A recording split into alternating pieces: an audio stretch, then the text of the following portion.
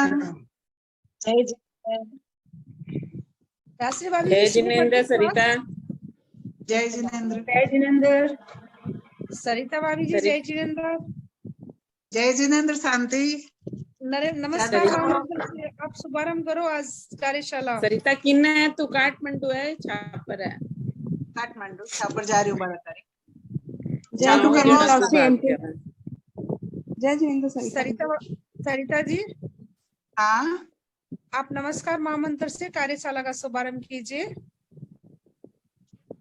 नमो अरहंताणं नमो सिद्धाणं नमो आयर्याणं नमो उवच्छायाणं नमो लोये सब्बसाहुणं ऐसो पंचणमुक्कारो सब पावपणासनो मंगलाणं च सब्बेसिं पडमं हवहि मंगलम् परमं हवहि मंगलम। धन्यवाद अध्यक्ष महोदय जी। Thank you. मेरा विनम्र निवेदन आज की 25 बोल कार्यशाला के शुभारंभ के लिए आदरणीय राष्ट्रीय भाभी जी से। जय जिनेंद्र सभी को। जय जिनेंद्र साहब। वंदे अरहम, वंदे गुरुवरम, वंदे सच्चम। सभी को सादर जय जिनेंद्र। छापर महिला मंडल के द्वारा 25 बोल की कक्षाएं चल रही हैं। जीव जी पुस्तक आचार्य श्री महाप्रज्ञ जी, और 10वां बोल है कर्म 8। ज्ञानावरणकरम, वर्णकरम, वेदिनीकरम, मोहनीकरम, आयुष्यकरम, नामकरम, गोत्रकरम एवं अंतरायकरम। यह कर्म 8 है और इसके बारे में 10वां बोल में संपूर्ण विवेचन दिया गया है। जीव क्या है? जीव है चेतनामयी है और एकदम अरूपी सत्ता है। वो हमें बिल्कुल दिखाई नहीं देता है। जो रूपी होता है वह दिखाई देता है, लेकिन सभी रूपी भी दिखाई नहीं देते हैं। रूपी एकमात्र पुद्गलास्तिकाई है और इसमें भी जो सूक्ष्म होते हैं वो दिखाई नहीं देते हैं, और अरूपी तो बिल्कुल दिखाई नहीं देते हैं, क्योंकि उसमें वर्ण गंध रस स्पर्श कुछ भी नहीं है। आत्मा अरूपी सत्ता है। अब अनादि काल से आत्मा में कर्म लगे हुए हैं, और अनादि काल से जो कर्म लगे हुए हैं, कर्म ही कर्म को खींचते हैं।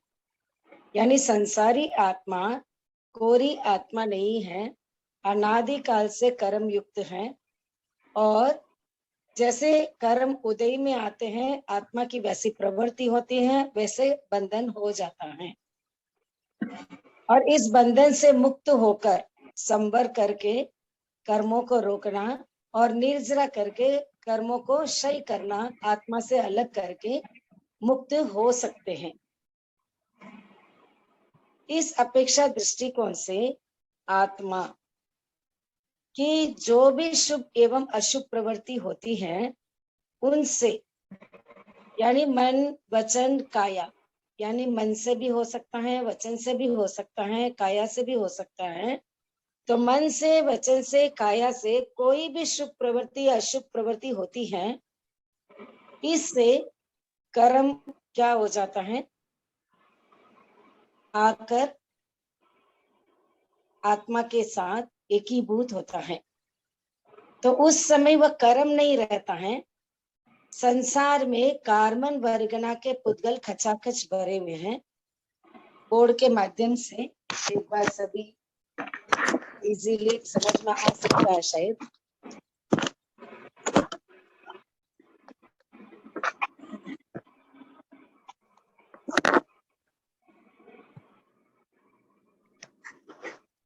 बोर्ड दिखाई दे रहा है बराबर? हाँ आंटी। ओके।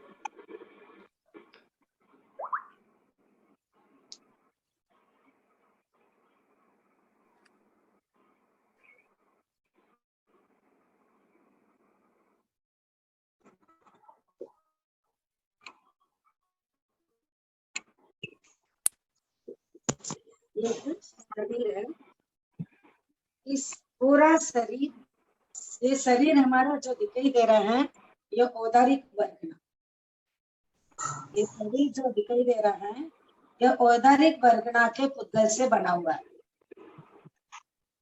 जीव के प्रयोग में आने वाले 8 वर्गनाएं हैं, जीव के प्रयोग में आने वाले 8 वर्गनाएं हैं, उसमें एक वर्गना है कार्बन वर्गना, कार्बन वर्गना, यानी कार्बन वर्गना इस संसार में खचाखच भरा हुआ है। यानी लोक का आकार है, तो लोक के आकार में बीचों बीच एक ड्राइंग किया है, क्योंकि ये हमारा शरीर है। तो ये जो शरीर दिखाई दे रहा है ये हमारा औदारिक शरीर है, और भीतर में आत्मा विद्यमान है, इसीलिए हम हलन चलन करते हैं, प्रवृत्ति करते हैं, खाते हैं, पीते हैं आदि।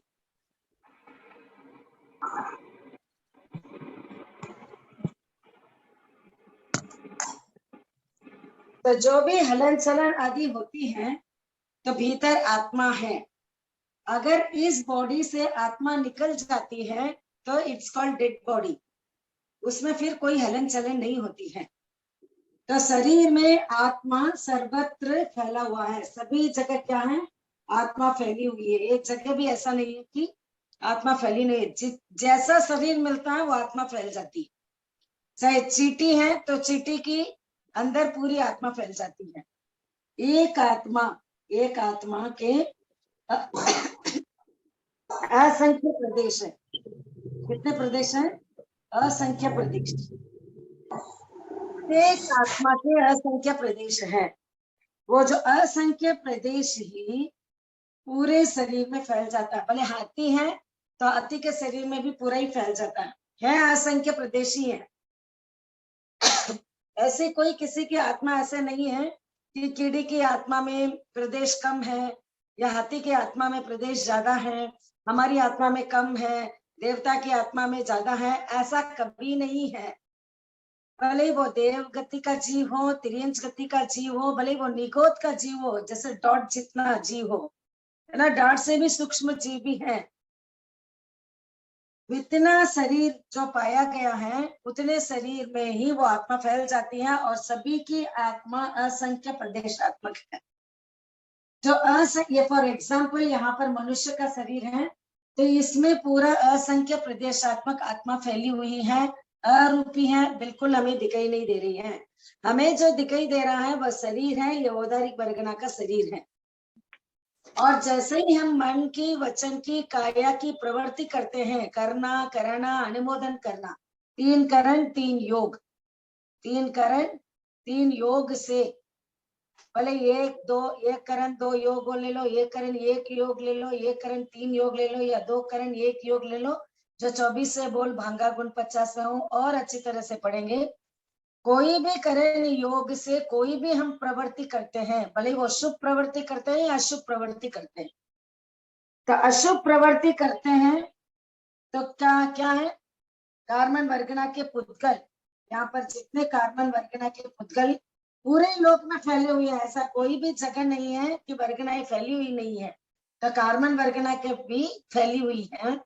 तो हमारा ये मनुष्य, अभी इसका नाम रखते हैं, ये इसका नाम रख देते, ये जो ये वाला ये मनुष्य कोई भी प्रवृत्ति करता है तो संपूर्ण शरीर में आत्मा है, फैली हुई है, और संपूर्ण शरीर में फैली हुई आत्मा क्या करती है, वहां ही कार्बन वर्गना के पुद्गल फैले पड़े हैं और उसको आकृष्ट करके एकीभूत हो जाता है।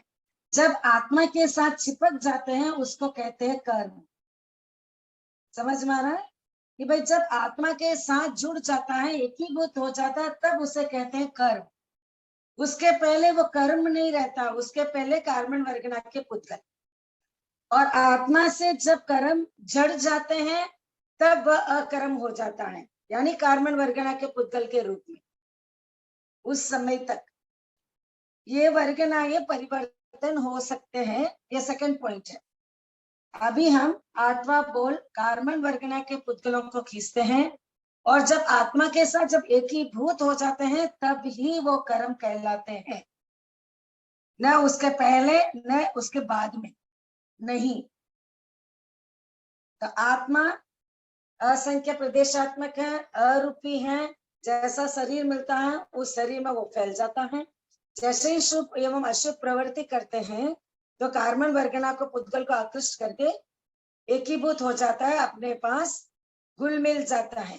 जैसे दूध और पानी, दूध में पानी डालते तो एक में एक हो जाता है, हमको पता ही नहीं चलता है, वैसे ही एकीभूत हो जाता है। तो अशुभ कर्म करते हैं तो अशुभ के रूप में, और शुभ कर्म करते हैं, शुभ कर्म जैसे ही किया जाता है वह निर्जरा होती है तो पुण्य का बंधन हो जाता है, ये पाप का बंधन हो जाता है। ऐसे कर्म वर्गना हो जाते हैं जो अशुभ रूप में बंधन हो जाते हैं, उदय में आकर अशुभ फल देते हैं। और लेकिन ये एक अपेक्षा दृष्टिकोण से है, हम अशुभ को शुभ में परिवर्तन कर सकते हैं, शुभ को अशुभ में परिवर्तन कर सकते हैं। ये 10वें बोल के पीछे कर्म की 10 अवस्थाएं को पढ़ेंगे तब उसमें और अच्छा विवेचन हो जाएगा। अभी ये कर्म क्या क्यों शुभ एवं अशुभ प्रवृत्ति हम करते हैं, तो कर्मों के उदय से पहले बंधे हुए कर्म जब उदय में आते हैं, या यूं कहे मिथ्यात, अवृत, प्रमाद, कषाय, योग, 5 आश्रम।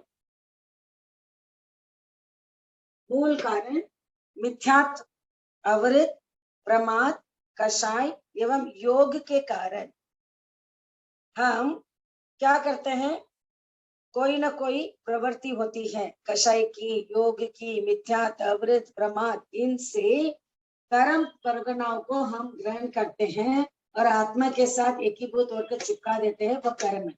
फिर कर्म उदय में आता है तो शुभ और अशुभ रूप में वो फल देता है। तो कार्बन वर्गना के पुद्गल एक ही हैं और कर्म भी एक ही है, लेकिन 10वां बोल में कर्म को 8 प्रकार बताए गए हैं। वो किस अपेक्षा दृष्टिकोण से,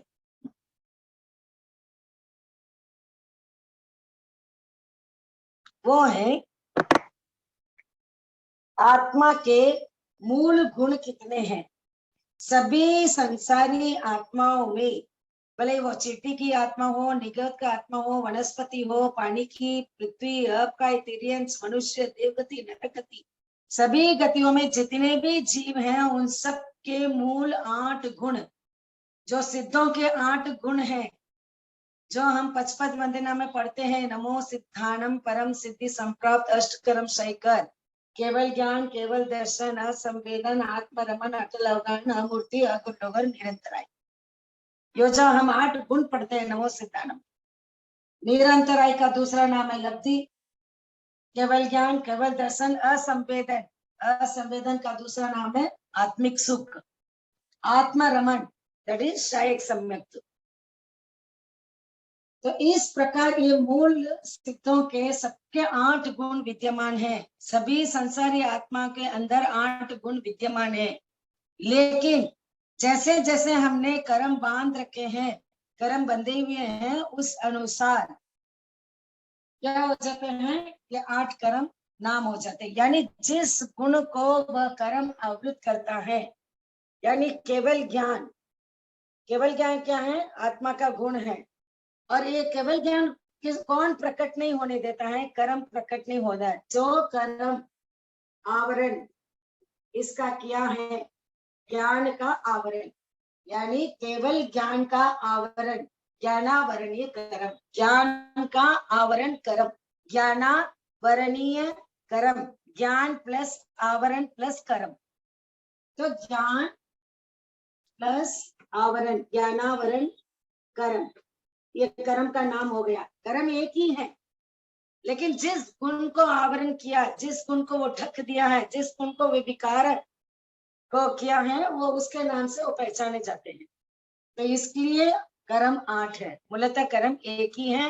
कार्बन वर्गना के पुद्गल को आत्मा के साथ एकीभूत होते हैं, वो कर्म कहलाते। जिस जिस गुण को वो प्रकट नहीं होने देता है उस अनुसार नाम है। केवल दर्शन, यानी दर्शन आवरण, दर्शनावरणीय, दर्शन का आवरण, दर्शनावर्णीय कर्म। आत्मिक सुख ये जो है वो है वेदनीय कर्म। देखो सिद्धों के जो 8 गुण के नाम क्रमशः हैं, क्रमशः कर्म 8 के जो नाम है 10 से बोलो क्रमशः है, ये याद रखना है। तो आत्मिक सुख, आत्मा का सुख को बाधा पहुंचाने वाला कौन है? वेदनीय कर्म। वेदनीय कर्म सम्यक कौन प्रकट नहीं होने देता? कौन सा कर्म से आने नहीं देता? मोहनी कर्म। अटल अवगाहन, अटल अवगाहन, अटल मन क्या है? अक्षर से जुड़ा हुआ, यानी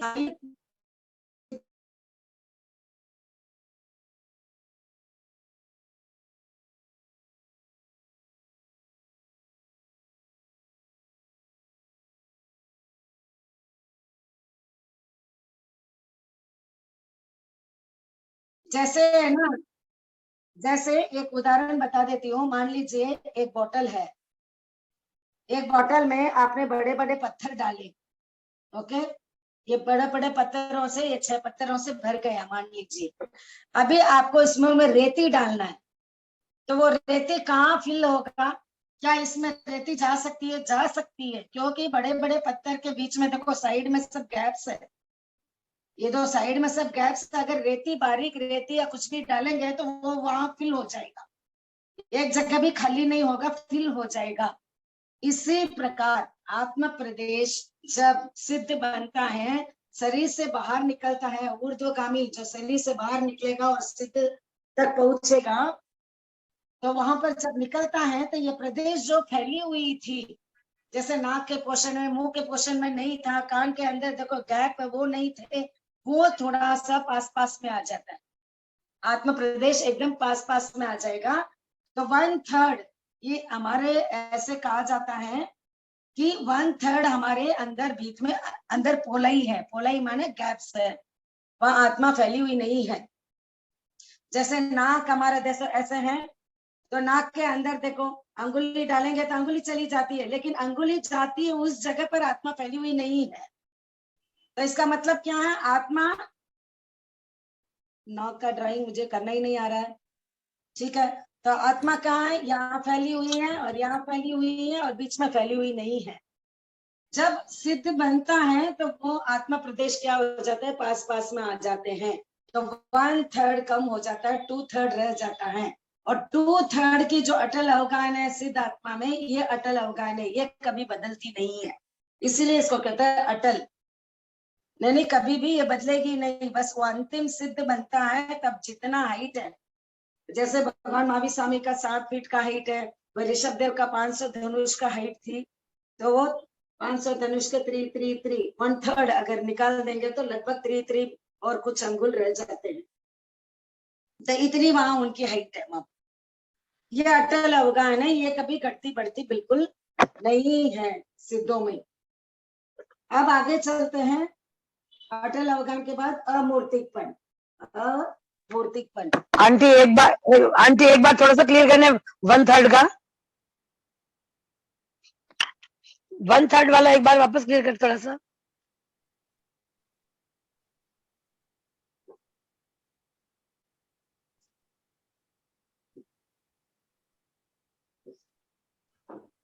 राशि आंटी आपकी आवाज चल,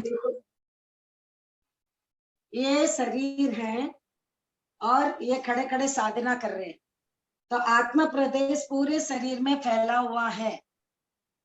और जैसे ही वो सिद्ध बनते हैं तो इस शरीर जैसा था वैसा आत्मा प्रदेश फैला हुआ था, और जैसे ही शरीर से बाहर निकला आत्मा प्रदेश, असंख्य प्रदेश है, एक आत्मा के असंख्य प्रदेश है, वो फैली हुई थी मनुष्य के शरीर में। मनुष्य ही मोक्ष जा सकता है साधना करके।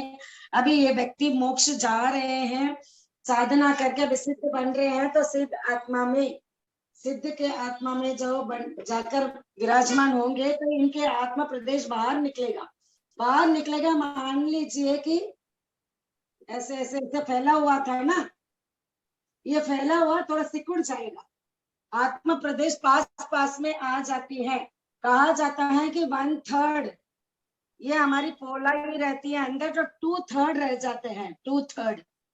मान लीजिए शरीर के 3 भाग करते हैं, तो शरीर का अगर 3 भाग करते हैं तो 2 भाग रह जाएगी, 1 भाग पोलाई सिकुड़ जाती है, 2 में कन्वर्ट हो जाएगा। तो हाइट अभी इतनी नहीं रहेगी, हाइट इतनी ही रहेगी। मान लीजिए 1 इंच, 2 इंच, ये 3 इंच है, 3 को 2 में कन्वर्ट करना था, यहाँ तक ही है, 1, ये 2, इतना ही रहेगा। 1 हाथ, ये 2 हाथ, ये 3 हाथ। मान लीजिए 3 हाथ की लंबाई थी, तो 1 हाथ की लंबाई गोलाई सिकुड़ जाएगी, 2 हाथ तक की उसकी हाइट रहेगी, ऐसा मान लीजिए। तो 2/3 ऐसा कैलकुलेशन है।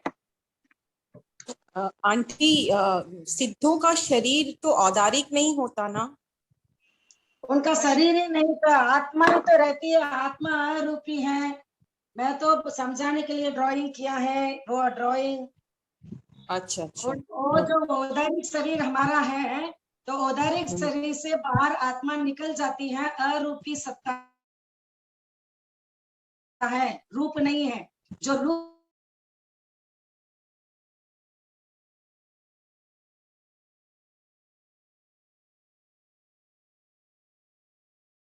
रूपी मूर्त अमूर्त सभी सूक्ष्म स्थूल बादर आदि सभी एक, कोई ऐसा ज्ञान नहीं बचता है कि उनको नहीं दिखाई दे रहा हो, नहीं समझ पा रहे हो, न देख रहे हो, न जान पा रहे हो। केवल ज्ञान केवल दर्शन से युक्त है, गुणों से 8 गुणों से युक्त है सिद्ध आत्मा। बस वो अंतिम शरीर के हिसाब से ही उनके आत्म प्रदेश की लंबाई चौड़ाई रहेगी, कहने का तात्पर्य। उनका कोई अपना सिद्ध आत्मा में लंबाई चौड़ाई किस अपेक्षा से, तो अंतिम शरीर की अपेक्षा से। अंतिम शरीर क्या था? जैसे भगवान ऋषभ देव का अंतिम शरीर ऋषभ देव का शरीर था, अजितनाथ का शरीर था अंतिम, बस उसके बाद वो मोक्ष चले गए। भगवान मामी स्वामी उनका अंतिम शरीर था, वो मोक्ष चले गए। जो भी मोक्ष गए हैं वो उस शरीर से मोक्ष गए हैं, उस समय उनकी क्या हाइट थी, क्या उनका ब्रेथ था, हाइट विथ वगैरह, उसमें से 2/3 रह जाएगा, 1/3 पोलाई समाप्त हो जाएगी, तो वो सिकुड़ जाएंगे, उतना ही रहेगा सिद्धों में। ठीक है आंटी। ओमरम अमूर्तिक पद, यानी कोई भी नाम कर्म का उदय, यानी नाम कर्म से रिलेटेड है, तब भी हमको क्या मिलता है? औदारिक शरीर, विकृत शरीर, आर्य शरीर, तेजस आंटी आंटी रास्ते आंटी, वो 1/3 भाग है, तो वो क्या शरीर है या आत्म प्रदेश है, क्या है? क्योंकि जीव तो असंख्य प्रदेश है, जीव तो चला गया, वो शरीर उनके पास में रहता नहीं है, तो फिर 1/3 को क्या माने हम? 1/3 तो चलो सिकुड़ गया, 2/3 को हम क्या माने फिर? 2/3 1/3 उनके आत्म प्रदेशी है। अच्छा, आत्म प्रदेशी है, शरीर तो छूट गया, अशरीरी है। हाँ, आत्मा शरीर छूट गया, आत्मा शरीर अरूपी है, अशरीरी है, उसका शरीर बिल्कुल नहीं है। अंतिम शरीर की अपेक्षा से इस बात को अच्छी तरह से समझे, उनका अंतिम शरीर कैसा था। भगवान महावीर स्वामी का अंतिम शरीर, मान लीजिए कि आपका अभी अंतिम शरीर है, तो आपका शरीर कैसा है? मान लीजिए आप 6 फीट के हैं, तो आप अगर अभी आप मोक्ष जाएंगे, फॉर एग्जाम्पल, अभी कोई मोक्ष नहीं जाता है, फिर भी मैं बोल रही समझाने के लिए। मान लीजिए 6 फीट हाइट है, ओके, 6 फीट की हाइट है आपकी, आप अभी मोक्ष जा रहे हैं, तो आपके कान की पोलाई, नाक की पोलाई, आंख की पोलाई, जो नर्वस सिस्टम की पोलाई, जहाँ जहाँ खालीपन है वहाँ आत्मा प्रदेश नहीं है, तो वो ऐसा नहीं जाएगा। आत्मा क्या है? पास में आ जाएगा, पास में आ जाएगी। शरीर के हिसाब से फैली हुई थी ना, 6 फीट की शरीर के हिसाब से अभी फैली हुई थी, शरीर से जैसे ही आपको बाहर निकल गया तो 4 फीट में रह जाएगा। अच्छा, उसकी हाइट 4 फीट में रह जाएगा। शरीर रहता है 4 फीट। ओ मैडम आंटी, 4 फीट का भी शरीर रह जाता है दीदी? शरीर नहीं रहता दीदी, आत्म प्रदेश जो 6 फीट में फैली हुई थी चरम शरीर के अंतर्गत, आप इस बात को समझे कि शरीर बिल्कुल नहीं रहता है, शरीर से वो बाहर निकला है, लेकिन हाँ। अंतिम शरीर में, अंतिम मान लीजिए ये आपका अंतिम शरीर है, तो अभी आपकी आत्मा पूरे शरीर में फैला हुआ है। हाँ। तो हाँ। आप शरीर से बाहर निकल रहा है आपकी आत्मा, तो आत्मा के तो असंख्य प्रदेश, भले हाथी का शरीर हो, कीड़ी का शरीर हो, छोटा शरीर हो, बड़ा शरीर हो, फैलेगा ही फैलेगा। लेकिन हाँ। मनुष्य जन्म से ही मुक्ति मिलती है। मान लीजिए आप हाँ। 6 फीट के हो, ऋषभदेव भगवान 5 धनुष के हाइट के थे, हाँ। तो कहा, अब प्रश्न उठता है कि ऋषभदेव भगवान 500 धनुष के हाइट थे, मोक्ष गए तो वहां उनकी हाइट क्या थी? क्या 500 धनुष ही रह गई? नहीं, 500 धनुष में 2/3 रहेगा, 1/3 नहीं रहेगा। क्यों नहीं रहेगा? इसका उत्तर यही है कि उनके शरीर जो फैला हुआ था, अंतिम शरीर में उनका आत्मा जो फैली हुई थी, वो आत्मा जब बाहर निकलती है तो शरीर तो रहता नहीं है, सिर्फ आत्मा प्रदेश रहते हैं। तो वो आत्मा प्रदेश शरीर में 500 धनुष के शरीर में फैली हुई थी। तो कोई जगह क्या है, मान लीजिए कि ये शरीर का आकार है, सिंपल है, ये जो शरीर का आकार है, तो ऐसे में फैली हुई थी वो। लेकिन जैसे जो पोलाई वगैरह खालीपन है ना, वो खालीपन नहीं रहेगा, वो आत्म प्रदेश पास में आ जाएगा। हाँ, आत्म प्रदेश पास में आ जाएंगे। और एग्जाम्पल मैं बता देती हूँ, आपके पास 100 राई के दाने हैं, मान लीजिए आपके पास 100 राई के दाने हैं, और 100 राई के दाने ऐसे फैले हुए पड़े हैं। हाँ। सिंपल जी। तो अंतिम शरीर मिला और आत्मा ऐसे फैली हुई है। हाँ। आप तो बोल रहे हैं कि ऐसे फैले हुए हैं, और कितने गैप्स हैं बीच बीच में, कितने गैप। हाँ। उनको बोलते हैं भाई विदाउट गैप आपको इस राई को फैलाना है, तो एकदम पास पास पास पास पास पास में रखेंगे, इतनी सी जगह में ही क्या हो जाएंगे, फैल जाएंगे ना, पास पास में समा जाएंगे। हाँ। और इसका फैलाव कितना रहेगा? कम हो जाएगा, क्योंकि ये बहुत पास पास पास पास पास पास में ला दिए हमने 100 दानों को, तो जगह कितना घेरेगा? इतना ही जगह घेरेगा ना। और फैली हुई हो तो इतनी जगह घेर लेगा, और बीच में खाली जगह भी है शक्ति से। अब लब्धि माने क्या? शक्ति। इस शक्ति को रोकने वाला कौन है? इस शक्ति को रोकने वाला है अंतराय कर्म। अंतराय कर्म क्या कर रहा है? रोकता है, अवरोध पैदा करता है, यानी अनंत शक्ति संपन्न है सिद्ध आत्मा, अनंत शक्ति संपन्न है सिद्ध आत्मा। अब मूलतः कर्म वर्गना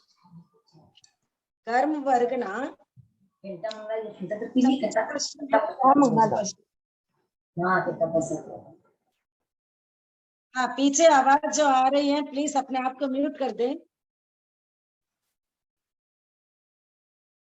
अब कर्म वर्गना क्या है? कर्म वर्गना चतुष्पर्शी है, स्पर्शी है।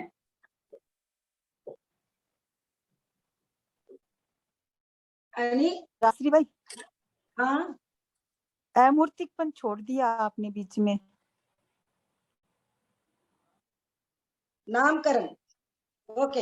हाँ, अमूर्तिकपन यानी नामकरण के उदय से, हाँ बताया था मैंने, जैसे वर्ण, गंध, रस, स्पर्श, औदारिक शरीर, वक्र शरीर, आरक शरीर, तेजस शरीर, कर्म शरीर, ये जितने भी शरीर मिलते हैं, जाति गति जो भी मिलते हैं, शब्द रूप रंग ये सब मिलते हैं, ये नामकरण के उदय से मिलते हैं,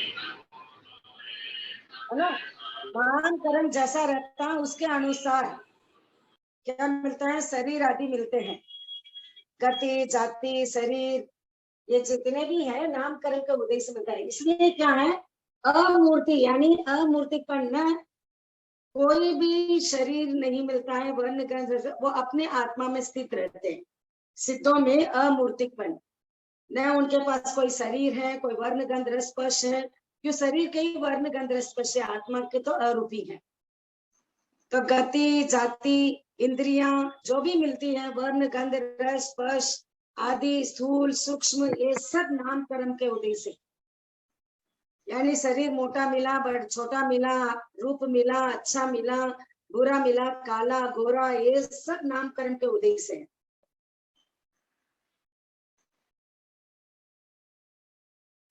और गोत्र कर्म क्या है? गोत्र कर्म छोटापन बड़ापन, मान लीजिए किसी का शरीर गोरा है, गोरा तो मिल गया नामकरण के उदय से, ओके, लेकिन सभी गोरे सुहावने नहीं लगते हैं, अच्छे नहीं लगते हैं।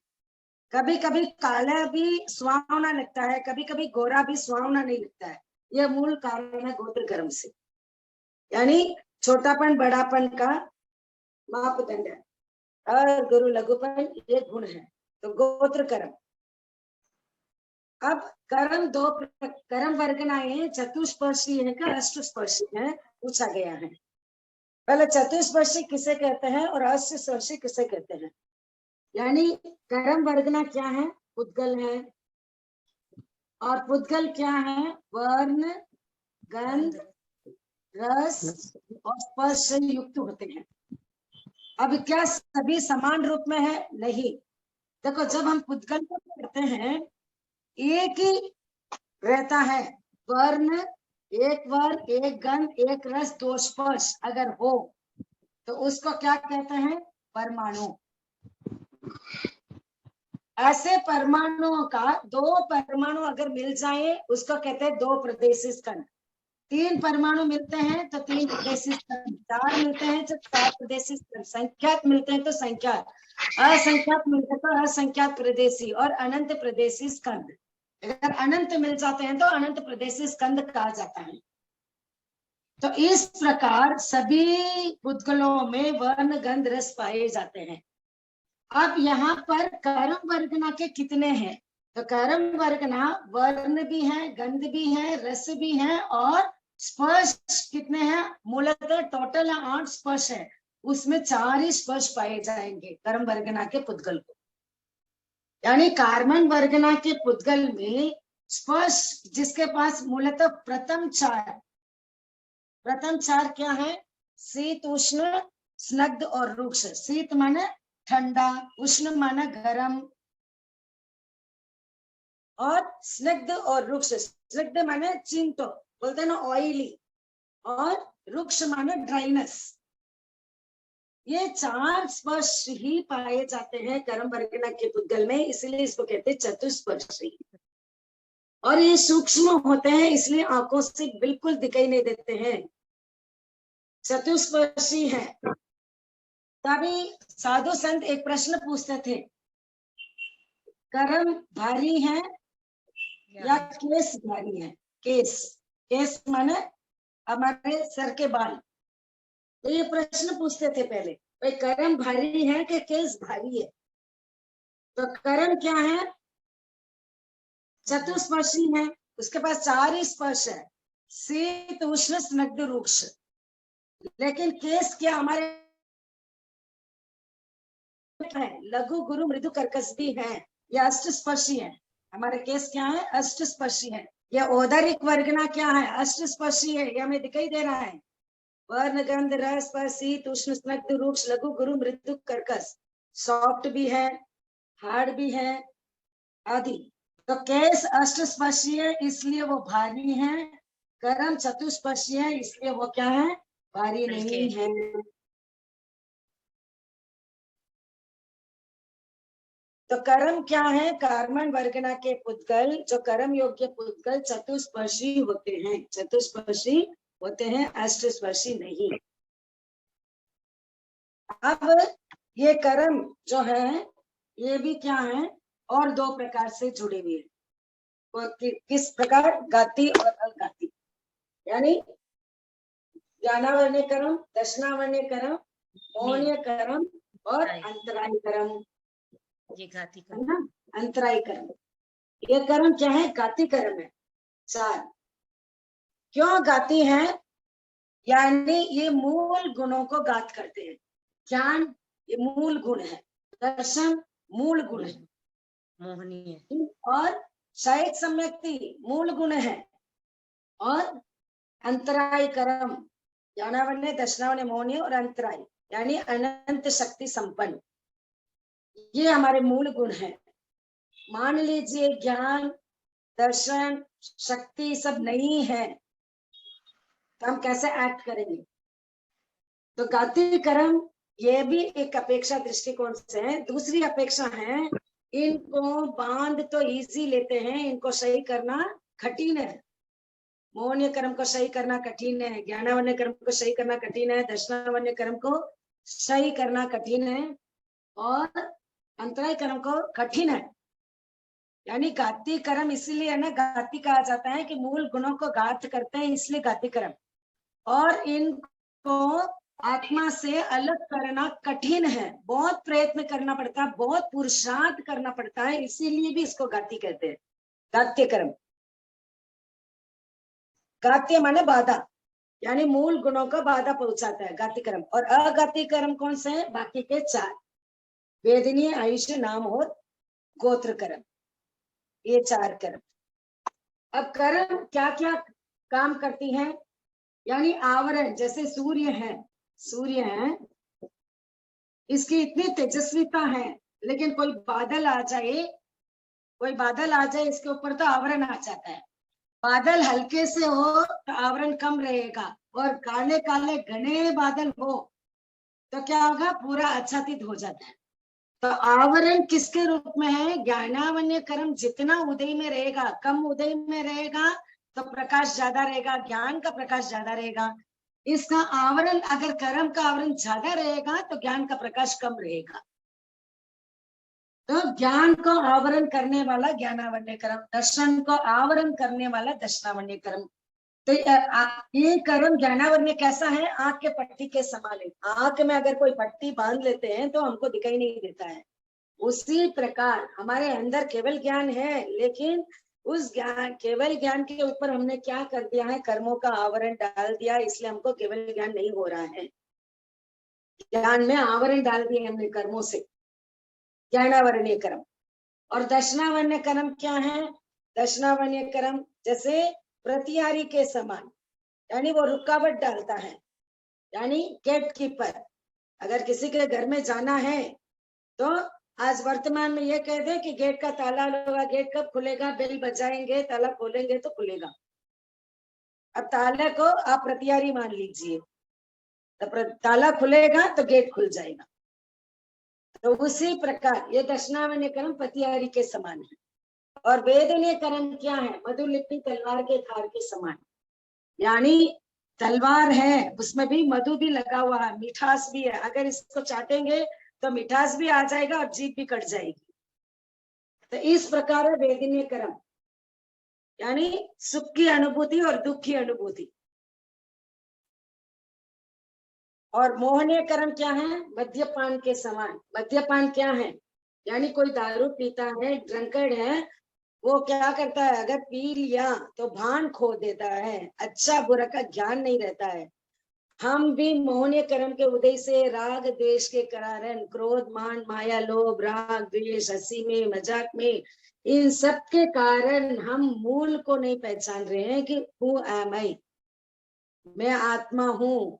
इसको हम भूल जाते हैं, मूलतः राग द्वेष के कारण, क्रोध, मान, माया, लोभ के कारण। तो मोहनीय कर्म क्या कर देता है? विकृत कर देता है। आत्मा में रमना चाहिए, हम, हमारे आत्मा का मूल गुण है, हम आत्मा में रमे रहे, लेकिन हम क्या करते हैं?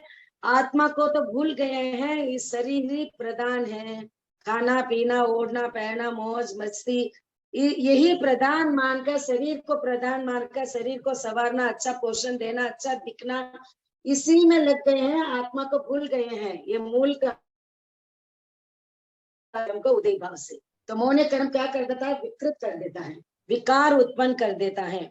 और आयुष्य कर्म क्या है? बेड़ी के समान, जब तक बेड़ी लगी हुई रहेगी, नरक में नरक की बेड़ी है, देवता देव की बेड़ी है, मनुष्य मनुष्य की बेड़ी है, नरक गति, त्रियंश गति, मनुष्य गति, देव गति, इन 4 गतियों में अपना आयुष्य भोगते रहते हैं और घूमते रहते हैं संसार में।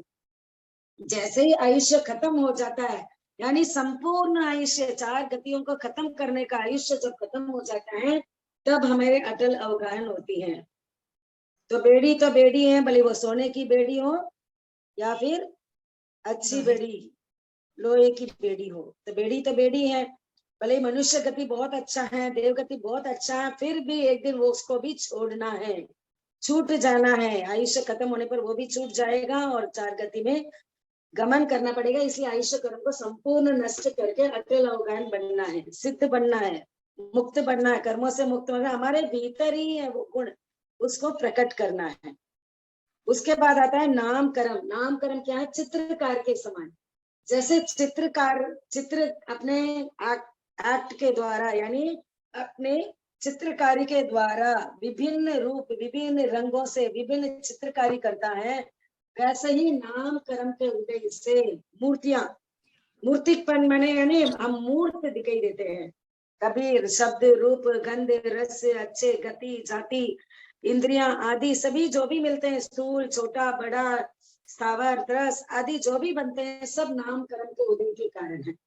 और गोत्र कर्म, गोत्र कर्म किसके समान है? कुंभकार के समान। जैसे कुंभकार छोटा बड़ा घड़ा बनाता है, घी रखने के लिए बनाता है, पानी रखने के लिए बनाता है, अमृत रखने के लिए बनाता है, दवाई रखने के लिए बनाता है आदि अनेक प्रकार के छोटे घड़े बड़े घड़े बनाते हैं। उसी प्रकार गोत्र कर्म के कारण कोई छोटा कोई बड़ा, हम कोई ऊंचा कोई नीचा ऐसे बनते हैं। फिर अंतराय कर्म, अंतराय कर्म क्या है? कोषादेश के समान। यानी हमारे पास आज क्या है? शक्ति है, लेकिन मैं शक्ति को यूज नहीं कर पा रही हूँ। मेरे पास क्या है? खाने पीने की सब चीज है, लड्डू है, खाने पीने की है, वो मैं खा नहीं पा रही हूँ। किसी को शुगर की बीमारी हो गई है, किसी को हाई ब्लड प्रेशर हो गया, किसी को कुछ हो गया, तो क्या है? अंतराय कर्म। भोगने की अंतराय है, दान की अंतराय हो सकती है, लाभ की अंतराय हो सकती है, दान लाभ भोग उपभोग वीर्य यानी शक्ति। कभी शक्ति मिलती नहीं है, मिलती है तो उसे भोग नहीं सकते, भोग का अंतराय उपभोग का अंतराय आदि आदि। इस प्रकार के अंतराय लगने का कारण क्या है? जैसे किसी राजा ने क्या किया है, भाई इसको क्या है, एक थैली सोना दे दो। जब तक कोषाध्यक्ष कोष से निकाल कर नहीं देगा तब तक क्या है, उसको प्राप्त नहीं होता है। उसी प्रकार शक्ति मिलने के बावजूद भी हमारे पास अनंत शक्ति है, लेकिन हम कर्मों से अंतराय कर्म से जब तक इनका सेवन नहीं होता है तब तक हम उसको यूज नहीं कर पाते हैं। तो इस प्रकार हम 10 बोल कर्म के मूलतः इसके दृष्टांत उनका कार्य हमने जाना। तो कर्म बंध के जो मूल हेतु क्या है, कर्म हम क्यों बांधते हैं, ये सब जान लिया है कि भाई ये 8 कर्म है, हमारे 8 गुण थे, ऐसे हमने कर्म बांधते हैं, ऐसे हमारे गात्य कर्म है, ये अगात्य कर्म है, ये चतुष्पर्शी है। और ये किसके द्वारा होता है? हमारे ही द्वारा हो रहा है। यानी जिसके पास मिथ्यात्व है, मिथ्या दृष्टि गुणस्थान जिसके पास है, वो मिथ्यात अवृत प्रमाद कषाय योग पांचों से कर्म बंधन कर रहा है। किससे? पांचों से कर्म बंधन हो रहा है।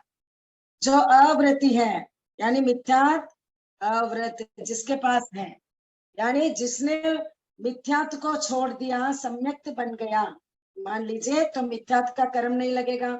अब अव्रत, मिथ्यात्व के बाद आता है अव्रत, यानी जितना जितना अत्याग किया है, अत्याग है, उतना उतने कर्म बंधन है। जैसे ही त्याग कर दिया, साधु बन गए संपूर्ण रूप से, छठे गुणस्थान में आ जाते हैं, तब क्या हो जाए? 1 2 3 कर्म। मिथ्यात्व है तब तक क्या है? पांचों बनते हैं। अव्रत है तब तक क्या है? मिथ्यात्व छूट गया। यानी अब आज इसमें भी करते हैं 5वें गुणस्थान, फिर आ जाते हैं 6ठे गुणस्थान में।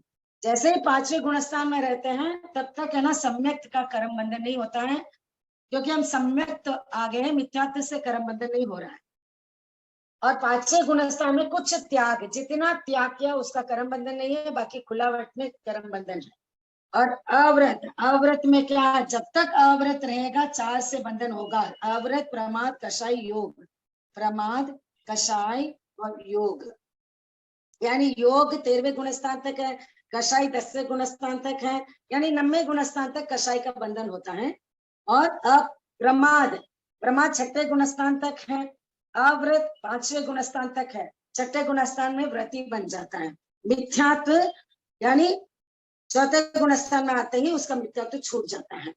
तो इस प्रकार कर्म बंधन हमारे मिथ्यात्व अवृत प्रमाद कषाय योग के कारण होता है। तो हमारे इस प्रकार हमने मोटा मोटी कर्म बंधन को जाना और विवेचन सहित अगली कक्षा में ज्ञानावन्य, दर्शनावन्य ऐसे 8 कर्मों का बंधन किस प्रकार हम करते हैं और कर्म की कैसी अवस्थाएं हो जाती हैं, क्या जैसे कर्म बांधे हैं वैसे ही भुगतना पड़ेगा या उसको हम चेंज कर सकते हैं आदि के विषय में अगली कक्षा में कर्म का लेसन आगे लेने का भाव रखती हूँ। बोलने में, कहने में, बताने में जो कोई अतिचार दोष लगाओ तो तत्सम इच्छामि दुक्कडम। गुरुदेव के प्रति अनंत अनंत कृतज्ञता का भाव, सबके प्रति आभार। लगभग समय 6 मिनट है, तो 6 मिनट प्रश्न उत्तर के लिए रख रहे हैं। जिसको भी इससे संबंधित, आज की क्लास से संबंधित किसी को भी प्रश्न रह गया हो, कुछ समझ में नहीं आया हो, तो आप पूछ सकते हैं।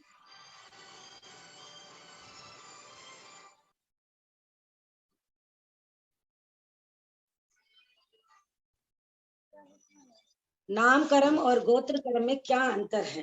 प्रश्न आया है।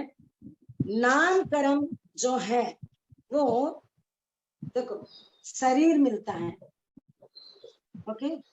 अब फॉर एग्जाम्पल शरीर मिला, ये मेरा नाम कर्म का उदय है। अभी जैसे इनका प्रश्न है कि नाम कर्म और गोत्र कर्म में क्या अंतर है। फॉर एग्जाम्पल नाम कर्म के उदय से मुझे शरीर मिला। कौन सा शरीर मिला है? अभी आप मुझे देख रहे हैं, अभी एक उदाहरण ले लेते हैं। औदारिक शरीर जो मेरा शरीर मिला है, मान रंग मिला, रूप मिला, हाइट, वेट, बॉडी। अब मेरा पेट मोटा है, मैं मोटी हूँ, ये जो शरीर मिला है नाम कर्म के उदय से। लेकिन गोत्र कर्म के उदय से क्या है? छोटापन और बड़ापन।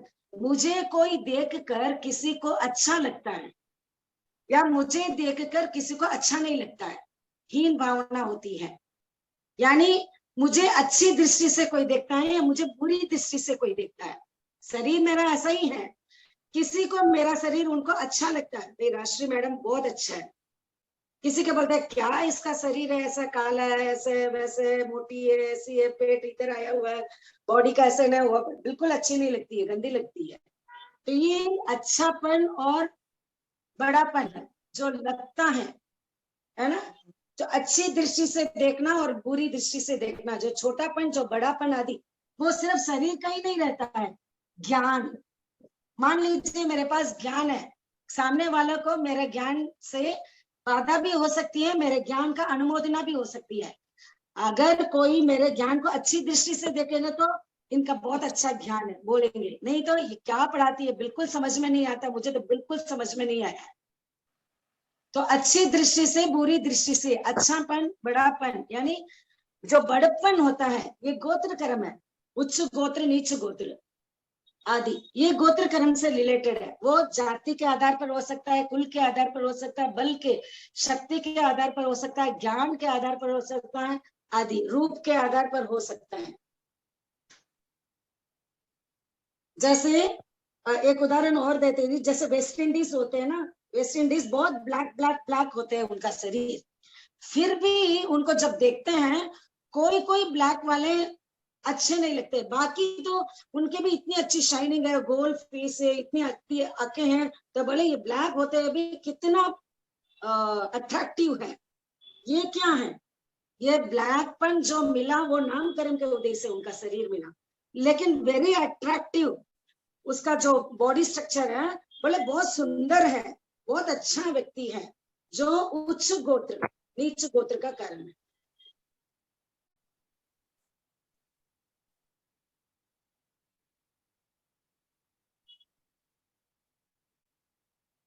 और किसी का कोई प्रश्न हो?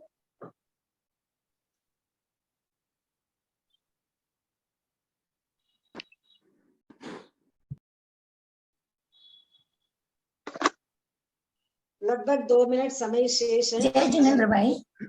हाँ, जय जिनेंद्र भाई। जैसे नाम कर्म के उदय से हमें शरीर तो प्राप्त हुआ, लेकिन उस शरीर में कोई अंगोपांग की कोई कमी, कोई कसर रहती है, तो वो क्या गोत्र कर्म है या नाम कर्म ही है? नाम कर्म के उदय से ही है शरीर का जो देखो, ये जो गोत्र कर्म है ना, देख कोई अच्छा लगता है, कोई अच्छा नहीं लगने वाली दृष्टि से है।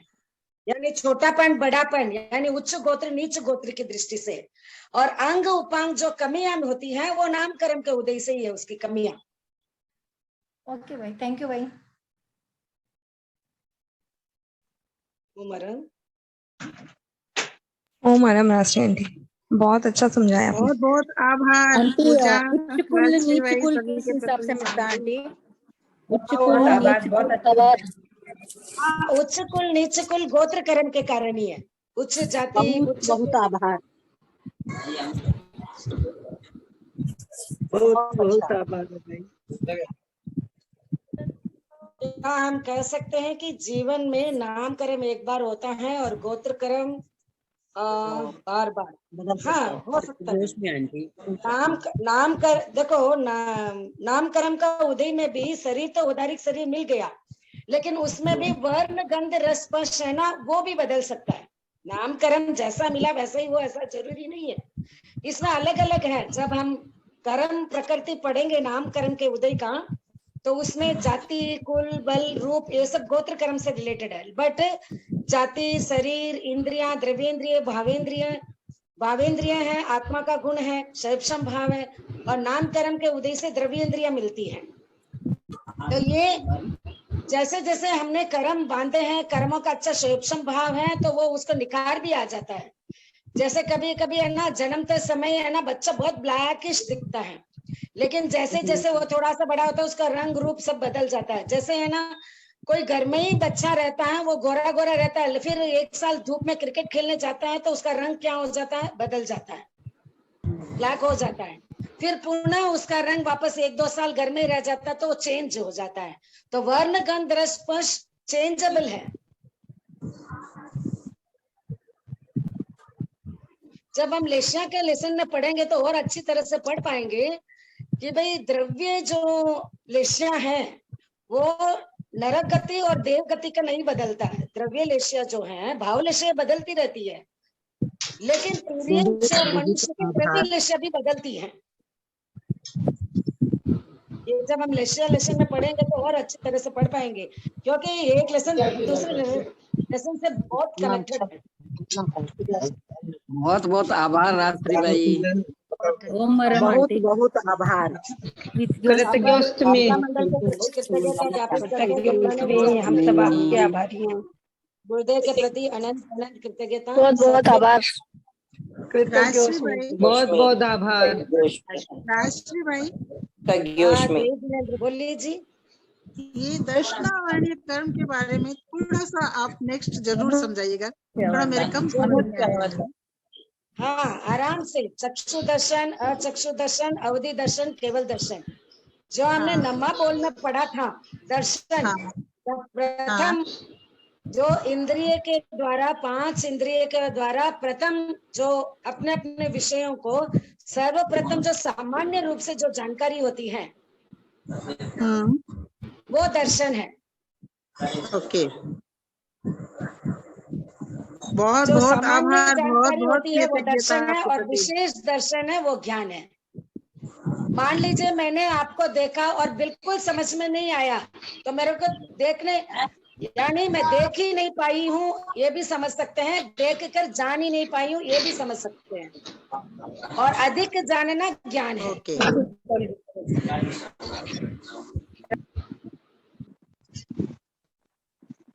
ओम अरहम। क्लास संपन्न कर रही हूँ। बहुत बहुत आभार। क्लास बस गुरुदेव के प्रति कृतज्ञता ज्ञापित करें। बस गुरुदेव की कृपा है। बहुत अच्छा समझाया भाई। उषा जी भी बहुत मेहनत कर रहे हैं, और छापर के महिला मंडल बहुत पुरुषार्थ कर रहे हैं, कक्षा लगा रहे हैं, ताकि हम बहुत अच्छी तरह से आगे बढ़े, पढ़कर ज्ञान दर्शन चारित्र में आगे बढ़े और मोक्ष जल्दी जल्दी जाए, यही मंगल कामना करती हूँ। इतना बढ़िया आप समझा रहे हैं, बहुत बहुत आभार, बहुत बहुत कृतज्ञता आपके प्रति। ओम अरे, बस गुरुदेव के प्रति कृतज्ञता ज्ञापित करें, गुरुदेव की कृपा है। गुरुदेव के प्रति भी तो है ही सर। राष्ट्रीय आंटी बहुत बहुत कृतज्ञता आपके प्रति। आप हमारी क्लास कब लोगे आचार्य मीमांसा की? इसमें डाल दो। बहुत मुश्किल हो रहा है ऑलरेडी। शुरू करो ना आंटी, अब शुरू करो ना। ये आचार्य मीमांसा के पीछे बहुत हार्ड लग रहे हैं। प्रति बहुत बहुत कृतज्ञता ज्ञापित करती हूँ सबको सादर जय। आपके कारण कितने लोगों को, हम लोगों को देखिए एकदम कितनी अच्छी जानकारी और कितनी उत्सुकता हो रही है। बहुत हर अच्छा चीज है, की। सब गुरुदेव की कृपा है, सब गुरुदेव ने छापर जो चातुर्मास फरमाए हैं उन्हीं की कृपा है, बस कृपा है ऐसा। सब गुरुदेव आप की ऐसे ही कृपा। हम लोगों को ज्ञान बांटती रहे, खूब उत्तरोत्तर उन्नति करें आप। ओम हरम भाई, बहुत बहुत ओम हरम।